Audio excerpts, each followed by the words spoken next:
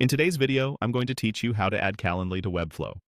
We'll walk through the process of adding a calendar integration to your Webflow site using the built-in app flow, which is the same place you'll handle embeds like Calendly. By the end, you'll know exactly where to go, what to click, and how to confirm everything is connected. Start by opening your Webflow project. From your site's dashboard, head into the area where you manage apps and integrations. Once you're there, look for the search field at the top. Type your query into the search box to bring up calendar-related options. If the field clears or you need to refine your results, type again to narrow it down. It's normal to try a couple of terms until you see the listing you want. When you see the listing titled Feature-Rich Embedded Calendar for Effortless Event Management and Elegant Event Display, click it. This opens the preview so you can quickly confirm it's the right tool. To get the full picture, click Open Full Listing.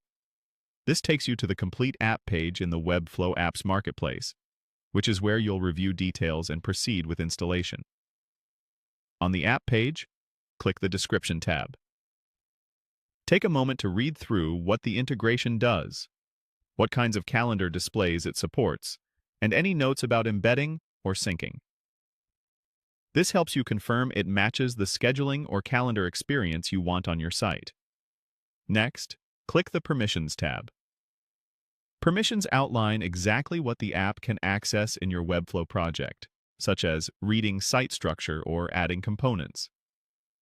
If you see an additional permissions section or a way to expand details, click it again to review everything thoroughly. It's always a good habit to understand access before installing any integration. When you're ready, click Install on Site. Follow the prompts that appear.